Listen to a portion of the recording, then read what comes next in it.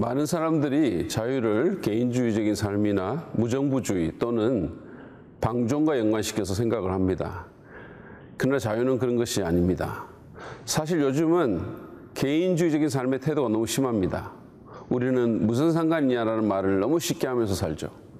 자기 부모에게 아빠가 무슨 상관이에요? 또는 자기 배우자에게 당신이 무슨 상관이야? 라고 내뱉습니다. 왜 상관이 없습니까? 가족인데.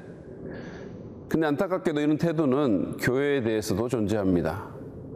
저는 어떤 교회가 그 교회 성도인 한 자매에게 고소를 당했다는 기사를 본 적이 있습니다. 사연인즉슨 그 자매가 성적으로 부도덕한 죄를 범하고도 회개하지 않아 교회가 징계를 했더니 인권을 침해했다고 고소했다는 것입니다. 이게 과연 기독교적인 자유의 의미입니까?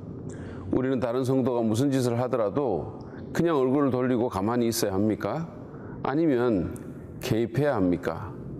예수님께서 십자가에 달려 우리를 구속해 주신 그 복음의 정신을 따라 책임 있는 자유를 행사하기 위해 우리가 배워야 할 교훈은 무엇일까요?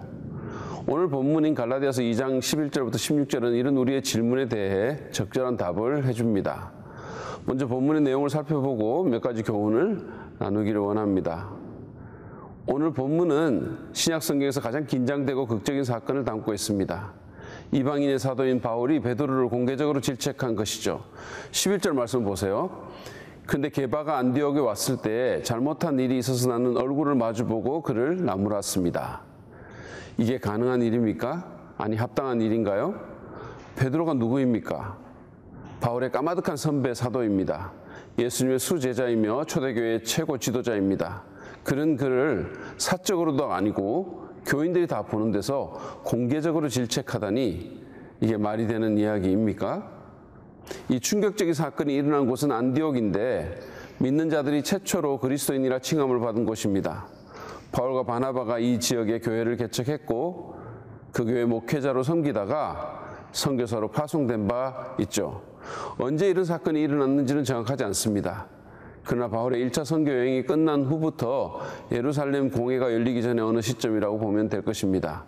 아마 48년에서 49년 정도가 되겠습니다. 바울은 왜 이런 일을 했을까요? 그 발단이 된 사건이 12절에 적혀 있습니다. 그것은 게바가 야고보에게서 몇몇 사람이 오기 전에는 이방 사람들과 함께 음식을 먹다가 그들이 오니 할례받은 사람들을 두려워하여 그 자리를 떠나 물러난 일입니다. 원래 유대인들은 이방인들과 같이 식사를 하지 않습니다. 그런데도 베드로는 이방인들과 함께 음식을 먹었죠. 12절에 사용된 헬라어 동사 형태를 보면 한 번만 그렇게 한 것이 아니라 습관적으로 그렇게 했습니다. 이는 당시 유대인들의 관점에서 보면 스캔들과 같은 일이죠. 그런데도 베드로는 그렇게 했습니다. 복음 안에서 유대인과 이방인의 차이가 없다는 사실을 깨달았기 때문이었죠. 그는 로마인인 고넬료에게 복음을 전하는 과정에서 하나님이 유대인인 자기들에게 했던 것과 똑같이 로마인들에게 행하시는 것을 보고 편견에서 자유롭게 되었고 그래서 안디옥의 이방인 신자와도 자유롭게 식사를 했던 것입니다. 그러던 그가 예루살렘에서 어떤 사람들이 오니까 식탁에서 일어나 자리를 옮겨버렸습니다. 보통 초대교회에서 공적인 식사는 주의 만찬을 포함한다는 점을 감안한다면 지금 베드로는 한 교회에서 만찬을 따로 하겠다는 식의 행보를 하고 있는 것입니다. 베드로의 확신이 바뀌었을까요? 그렇지 않습니다. 믿는 바는 똑같은데 사람들의 시선 때문에 그 믿음을 실천하지 못한 것이죠. 12절에 의하면 베드로는 예루살렘에서 온 사람들을 두려워해서 그랬습니다. 그 사람들은 유대인이었고 사도행전 15장 1절에 묘사된 것처럼 모세의 관례대로 할례를 받지 않으면 구원이 없다고 주장하는 사람들이었습니다. 베드로는 이 압력 집단을 두려워해서 자기 확신과는 다른 행동을 했습니다. 그렇게 함으로써 마치 할례를 받아야 구원이 완성된다는 그들의 주장이 옳은 듯한, 그리고 유대인과 이방인들 사이에 여전히 차별이 존재하는 듯한 인상을 심어주었습니다. 베드로의 이런 위선에 다른 유대인들이 동조를 했고 바울의 선교 파트너였던 바나바까지도 그렇게 했습니다. 13절 말씀 보시죠. 나머지 유대 사람들도 그와 함께 위선을 하였고 마침내는 바나바까지도 그들의 위선에 끌려갔습니다. 바울은 이 사태의 심각성을 간과할 수 없었습니다. 베드로는 지금 자신이 생각하는 것보다 훨씬 위험한 일을 하고 있는 겁니다.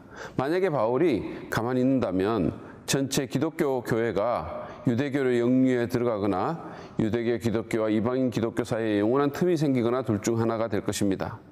예수님은 한 분인데 성 만찬은 둘이라는 소문이 퍼진다고 생각을 해보십시오. 그래서 바울은 놀라울 정도의 용기를 내어 가장 하기 힘든, 가장 곤란한 일을 했습니다. 그는 온 교회가 베드로의 잘못을 알 수 있도록 모든 교인들 앞에서 공개적으로 베드로를 책망합니다. 14절 말씀입니다. 나는 그들이 복음의 진리를 따라 똑바로 걷지 않는 것을 보고 모든 사람 앞에서 게바에게 이렇게 말하였습니다. 당신은 유대 사람인데도 유대 사람처럼 살지 않고 이방 사람처럼 살면서 어찌하여 이방 사람들어 유대 사람이 되라고 강요합니까? 바울은 베드로가 위선을 행했으며 그 위선적인 행위로 인해 이방인에게 유대인처럼 되기를 강요했다고 비난합니다. 그러면서 그는 베드로와 그 일행들이 복음의 진리를 따라 바르게 행하지 않았다고 주장합니다. 여러분, 복음의 진리가 무엇입니까? 그것은 인간의 행위나 공로가 아니라 오직 믿음으로, 오직 은혜로 하나님께 의롭다함을 받는다는 것입니다. 15절에서 16절에 나온 바울의 설명을 직접 한번 보시죠. 그는 지금 여전히 베드로에게 말하고 있습니다. 우리는 본디 유대 사람이요 이방인 출신의 죄인이 아닙니다. 그러나 사람이 율법을 행하는 행위로가 아니라 그리스도를 믿는 믿음으로 의롭다고 하심을 받고자 했던 것입니다. 율법을 행하는 행위로는 아무도 의롭게 될 수 없기 때문입니다. 이 말씀을 잘 들으셨나요?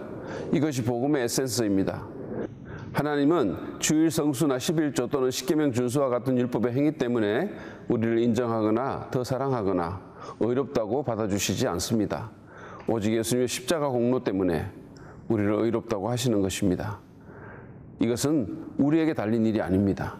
유대인이건 이방인이건 율법의 행위로가 아니라 오직 은혜로 십자가의 공로로 믿음으로 의롭다함을 받습니다. 바울이 지켜내려고 했던 것은 바로 이것이었습니다. 바울의 놀라운 용기로 이방인 신자들은 그리고 위선을 행했던 베드로와 유대인 무리들까지도 하나님이 구원을 위해 할례라는 율법 행위를 요구하지 않으실 뿐만 아니라 유대인과 이방인 사이에 어떤 차별도 두시지 않음을 분명히 알게 되었습니다. 누구든지 오직 은혜, 오직 믿음으로만 의롭다함을 받는다는 그 복음의 진리를 지켜낸 것입니다. 그러면 이 본문의 말씀은 책임 있는 자유의 행사에 대해 우리에게 어떤 교훈을 주나요? 먼저 우리는 서로에게 책임을 져야 함을 배웁니다. 우리는 자기 마음대로 살면서 다른 성도들에게 간섭하지 말라고 할 권리가 없습니다. 하나님은 우리를 공동체로 묶어주셨고 우리에게 서로 권면하며 서로 돌아보며 서로 격려하라고 명령하셨습니다. 우리는 서로에게 책임을 져야 하는 존재입니다. 하나님은 우리 모두에게 높은 수준의 삶을 요구하시며 우리는 그것을 유지하도록 서로를 도울 책임이 있습니다. 그리고 이런 과정 가운데 필요하다면 바울이 베드로에게 그랬던 것처럼 직접 대면해서 진실을 말해야 합니다. 바울은 베드로의 잘못을 보고 고개를 돌리며 내 일도 아닌데 귀찮아 라고 말하지 않았고 베드로도 바울의 책망을 듣고 무슨 상관이야 라고 하지 않았습니다. 우리는 서로 상관해야 합니다. 그런데 만약 우리가 오늘 본문의 바울처럼 대면해서 진실을 말해야 한다면 사랑 안에서 말해야 합니다. 상대의 잘못을 지적해야 한다면 정말로 기도하고 그 사람의 회복과 교회의 건강 그리고 하나님의 영광을 위해 말해야 합니다. 그리스도의 몸인 교회 안에서 복수심이나 무례함이 있어서는 안 됩니다. 두 번째로 우리는 집단적 압박에 굴복하지 않아야 함을 배우게 됩니다. 또래 집단의 압박에 대해 말을 하면 우리는 10대들이나 청년들을 생각합니다.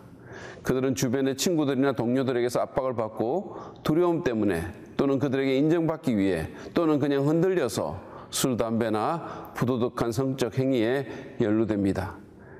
그러나 여러분, 또래 집단의 압박은 그들에게만 있는 것이 아니라 장년들에게도 있습니다. 한번 생각해 보십시오. 우리가 믿는 대로 행하지 못하거나 신앙을 타협하게 하는 요인 가운데는 또래 집단의 압박이라는 것이 분명히 있습니다. 그래서 부적절한 회식 자리에 나가고 감당이 안 되는 새 차를 사고 어린 자녀에게 스마트폰을 사주는 것입니다. 이런 또래 집단의 압박은 사실 대단한 위력을 지닙니다. 대사도인 베드로조차도 동료 유대인 신자라는 또래 집단의 압박에 굴복하여 위선을 행했습니다. 여러분 혹시 어떤 압박을 받고 계십니까? 이것은 교회 바깥에서 올 수도 있고 교회 내부에서도 올 수 있습니다. 불신자의 압박일 수도 있지만 신자의 압박일 수도 있습니다. 어쨌든 그것은 우리에게 우리의 신앙이나 신념과 다르게 행동하도록 우리를 몰아붙입니다. 또는 위선을 행하고 가면을 쓰도록 유혹합니다. 미국에서는 10대들이 또래 집단의 압박에 굴복하지 않게 하기 위해 Just say no, 그냥 no라고 말하라는 구호를 만들었던 적이 있습니다. 우리도 그렇게 해야 합니다. no라고 말해야 합니다. 그러나 더 중요한 지침이 있습니다. 그것은 하나님의 말씀과 교회와 성령의 인도를 받으라는 것입니다. 특별히 성령으로 충만하며 성령님의 음성에 귀를 기울이며 그 인도를 따르는 것은 또래 집단의 압박을 극복하는 데 매우 중요합니다.